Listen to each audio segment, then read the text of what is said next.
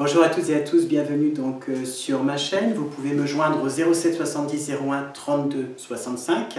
Vous avez la possibilité aussi de venir en consultation au cabinet parisien du lundi au vendredi. Je consulte le week-end à Bettencourt-sur-Somme et aussi à distance.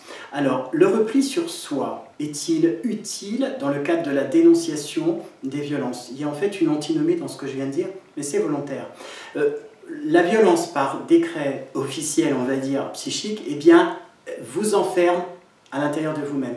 Toute personne violentée va avoir cette angoisse d'être crue, d'autant si elle est violentée soit par un parent, soit par une personne avec qui elle partage sa vie. Ce qui m'amène donc à la violence gardée à l'intérieur de soi pour la manipulation à forme perverse. Il est très souvent impossible d'admettre que la personne qui partage sa propre existence peut être capable de vous humilier et peut être aussi capable d'avoir des attitudes extrêmement néfastes que peut-être l'extérieur n'aura jamais envers vous. Donc ça, c'est aussi la première difficulté à vaincre. Être capable d'accepter cette violence sans rien dire, vous validez. Qui ne dit rien, consent. Hein, c'est la formule tout adaptée. Eh bien, en thérapie, c'est la même chose. Dans le cadre de la violence, si vous ne parlez pas de votre vécu par crainte que vous ne soyez pas cru à l'extérieur, eh bien, vous pérennisez cet état. Et ces violences vont aller crescendo. La violence manipulatrice est quelque chose de terrible, comme je l'ai dit, parce qu'elle va finalement vous replier sur vous-même. Mais ce repli, est-ce qu'il est définitif? On pourrait imaginer qu'il ne soit que ponctuel.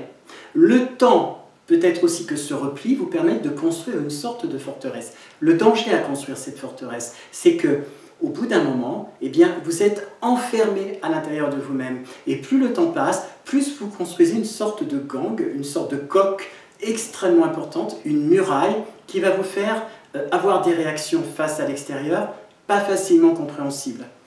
Il m'est arrivé dans le cadre de mes consultations de rencontrer des patients qui avaient cette impression de ne pas être crus et donc de repli intrinsèque sur eux-mêmes.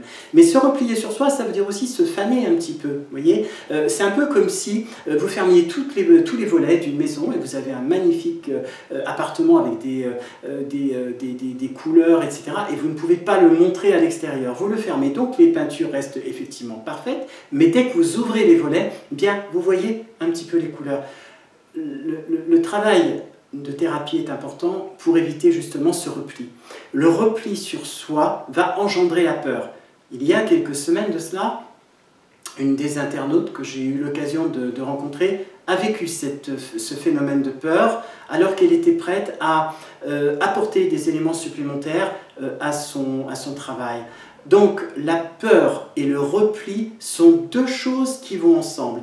Mais c'est aussi la capacité étrange et paradoxale de donner à d'autres manipulateurs finalement la possibilité d'avoir une emprise sur vous. Donc, si cette vidéo vous aide à vous ouvrir, profitez des commentaires pour discuter avec les uns, avec les autres.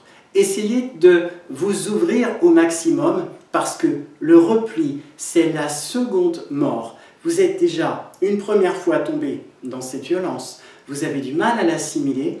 Aujourd'hui, vous pouvez vous en défaire en l'exprimant tel que vous l'avez vécu et surtout dans la croyance que si vous avez le moindre doute, et ça c'est très important de le savoir, c'est qu'il y a quelque chose et c'est une vérité. On peut aussi parler d'intuition, mais ça c'est un autre sujet que j'aborderai plus tard. Merci pour m'avoir écouté, à très bientôt, au revoir, merci.